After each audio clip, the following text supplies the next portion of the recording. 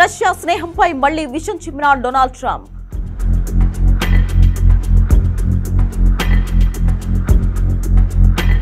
రష్యాతో వ్యాపారం చేస్తే మరిన్ని టారిఫ్స్ తప్పవని వార్నింగ్.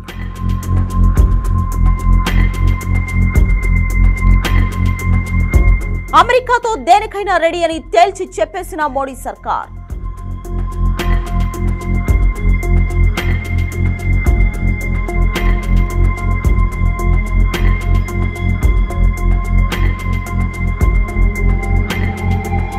తనది అవసరం, ఎదుటివారిది అవకాశవాదం. రష్యాతో వాణిజ్యం విషయంలో అమెరికా, పశ్చిమ దేశాల తీరు ఇలాగే కనిపిస్తోంది.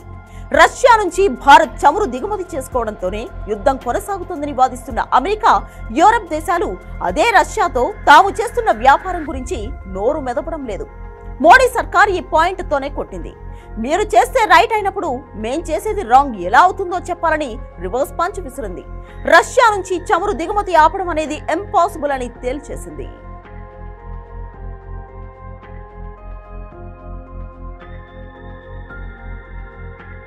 రష్యా నుంచి చమురు దిగుమతులను తప్పుపడుతూ ఇప్పటికే 25% టారిఫ్స్, పెనాల్టీలు ప్రకటించిన ట్రంప్ తాజాగా మరోసారి బెదిరింపులకు దిగాడు.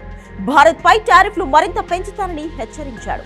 ఈ బెదిరింపులతో భారత్ దారికొస్తుందని, రష్యా నుంచి చమురు దిగుమతులు ఆపేస్తుందని ట్రంప్ భావించాడు.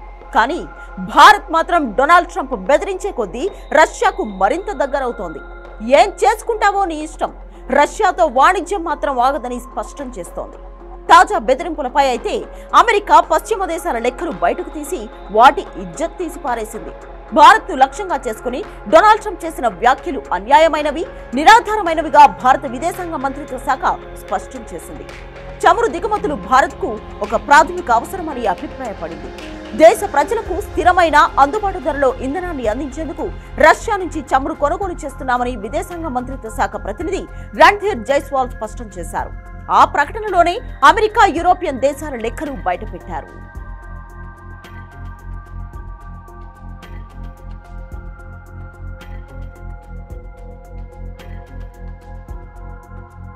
ఇది అమెరికా, యూరప్ దేశాల అసలు రంగు. రష్యాతో వ్యాపారం చేయొద్దని భారత్ ను హెచ్చరిస్తున్న అమెరికా, యూరప్ దేశాలు స్వయంగా రష్యాతో పెద్ద ఎత్తున వాణిజ్యం చేస్తున్నాయి. ఆ లెక్కలనే జైస్వాల్ బయటపెట్టారు.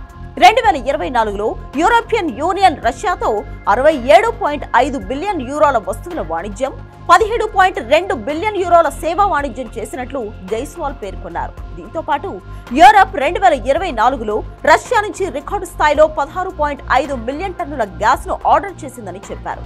ఇది 2022లో చేసిన 15.2 మిలియన్ టన్నుల కంటే చాలా ఎక్కువగా పేర్కొన్నారు. రష్యా, యూరప్ మధ్య వాణిజ్యం కేవలం ఇంధనానికే పరిమితం కాదని, ఎరువులు, రసాయనాలు, ఖనిజాలు, ఇనుము, ఉక్కు, యంత్రాలు వంటి అనేక ఉత్పత్తులు ఉన్నాయని వెల్లడించారు.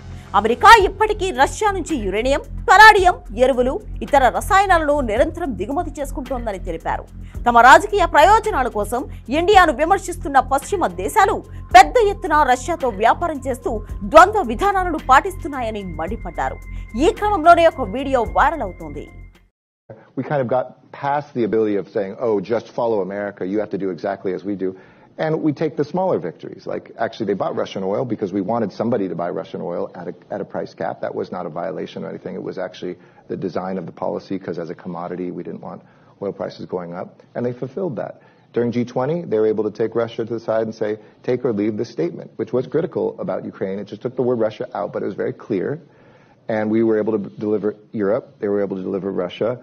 That boxed in China, and it showed again this multiplicative relationship when we get together. America మాజీ రాయబారి ఎరిక్ గార్సెట్టి కొన్నాళ్ల క్రితం చేసిన ప్రసంగమే ఇది. నాడు ఆయన అమెరికా ద్వంద్వ వైఖరిని బయటపెట్టారు. ప్రపంచ వ్యాప్తంగా చమురు ధరలను స్థిరీకరించేందుకు రష్యా నుంచి భారత్ చమురు కొనుగోలు చేసేలా అమెరికానే ప్రోత్సహించిందన్నారు. రష్యా చమురును ఎవరో ఒకరు కొనుగోలు చేయాలని తాము కోరుకున్నాం కాబట్టి భారత్ దిగుమతి చేసుకుందన్నారు. చమురు ధరలు పెరగాలని తాము కోరుకోమని తెలిపారు. అప్పుడు తప్పు కానిది ఇప్పుడెలా తప్పవుతుంది? ఈ చిన్న లాజిక్ ట్రంప్ ఎలా మిస్ అయ్యాడు? ట్రంప్ కడుపు మంటకు కారణం యుద్ధాన్ని ముగించలేకపోవడమే. పవర్లోకి వచ్చిన ఫస్ట్ డేనే యుద్ధాన్ని ఆపేస్తారని ప్రగల్భాలు పలికిన ట్రంప్ ఆ విషయంలో ఫెయిల్ కావడంతోనే యుద్ధానికి కారణం ఇండియా అంటూ తన చేతకానితనాన్ని మన దేశంపై నెట్టేసే ప్రయత్నాలు చేస్తున్నారు. కానీ ఈ ప్రయత్నాలు వర్కౌట్ కావు. భారత్, ట్రంప్ బెదిరింపులకు భయపడే దేశం కాదు. ఒక్కటి మాత్రం నిజం, ట్రంప్ బెదిరించే కొద్దీ ఇండియా రష్యా బాండింగ్ మరింత స్ట్రాంగ్ గా మారుతుంది.